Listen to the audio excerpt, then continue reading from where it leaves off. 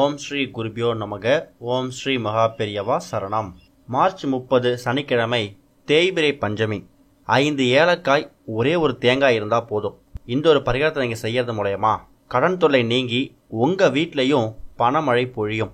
ஒரு மாதமும் பௌர்ணமிக்கு பிறகு வரக்கூடியது தேய்பிரை பஞ்சமி.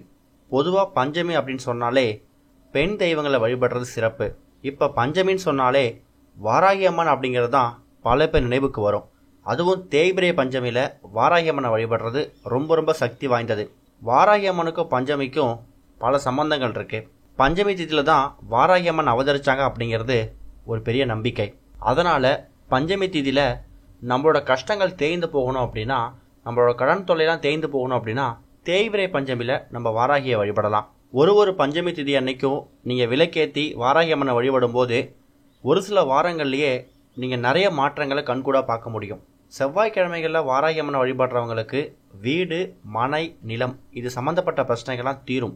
பஞ்சமி திதி அன்னைக்கு வாராகியை தொடர்ந்து வழிபடுறவங்களுக்கு எதிரிகள் தொல்லையே இருக்காதான். எதிர்ப்பு, தடைகள், பகை இப்படிப்பட்டவங்களாம் காணாமல் போயிடுவாங்களாம். கண் திருஷ்டி, பில்லி, சூனியம் இப்படி எதிர்மான சக்திகளும் உங்கள் பக்கத்தில் நெருங்கவே நெருங்காது. அப்பேற்பட்ட வாராகி அம்மனை நீங்கள் தேய்பிரை பஞ்சமி திதியில் வழிபடும் போது இப்போ நம்ம சொல்லக்கூடிய இந்த 2 வழிபாட்டு முறையை நீங்கள் செய்யுங்க. மார்ச் 30 தேய்பிரை பஞ்சமி அப்படிங்கிறது எத்தனை மணிக்கு ஆரம்பிக்குதுன்னா 29ஆம் தேதி சாயங்காலம் 6:21 மணிக்கு ஆரம்பிச்சிடுது. அது மார்ச் 30 மாலை 6:27 வரைக்கும் இருக்குது. இப்போ நம்ம சொல்லக்கூடிய இந்த ஒரு வழிபாட்டு முறையை நீங்கள் மார்ச் 30 மாலை ஒரு 6 மணிக்கு பண்ணலாம். இதுக்கு உங்களுக்கு தேவையான பொருள் என்னன்னு கேட்டிங்கன்னா 5 எண்ணிக்கையில் ஏலக்காய், ஒரு மஞ்சள் நிறத்தில் நூல் ஒன்று எடுத்துக்கோங்க. அந்த 5 ஏலக்காயையும் அந்த மஞ்சள் கலர் நூல் எடுத்துருக்கீங்களே அதில் ஒரு ஏலக்காயை பூ கட்டுற மாதிரி மாலையாக கட்டி அந்த ஒரு மாலையை நீங்கள் வாராகி அம்மன் படத்துக்கோ வாராகி அம்மன் சிலைக்கோ அணிவிக்கணும். ஒருவேளை உங்கள் வீட்டில் வாராகி அம்மன் சிலை இல்லைனாலும் ஒரு விளக்கு ஒன்று ஏற்றி வச்சு அந்த விளக்கை வாராகி அம்மனாக பாவிச்சு அந்த ஏலக்காய் மாலையை அந்த விளக்குக்கு சாட்டுருங்க. அடுத்ததாக ஒரு இலை ஒன்று விரித்து போட்டுருங்க. அதில் ஒரு கைப்பிடி பச்சரிசியை பரப்பி வச்சுட்டு சுத்தமான பூஜைக்கு பயன்படுத்தக்கூடிய ஒரு தேங்காயாக பார்த்து அதை 2ஆ உடச்சி அதில் தண்ணியை ஊற்றிட்டு 2 பக்கமும் வச்சுடுங்க.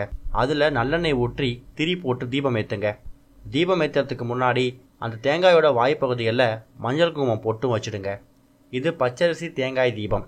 இது வாராகி அம்மனுக்காக நம்ம ஏற்றக்கூடிய, அதுவும் தேய்பிரை அன்னைக்கு ஏற்றக்கூடிய ஒரு முக்கியமான தேங்காய் தீபம். 5 எண்ணிக்கையில் ஏலக்காயை மாலையாக கட்டி நீங்கள் வாராகி அம்மனுக்கு சமர்ப்பிச்சுட்டு இந்த தேங்காய் தீபத்தை பச்சரிசி மேலே வச்சு ஏற்றுறது மூலயமா உங்களுக்கு இருக்கக்கூடிய கடன் பிரச்சனைகள்லாம் காணாமல் போயிடும். கூடிய சீக்கிரம் உங்கள் வீட்லேயும் பணமழை பொழியும். ஓம் ஸ்ரீ குருபியோ நமக. ஓம் ஸ்ரீ மகா பெரியவா சரணம்.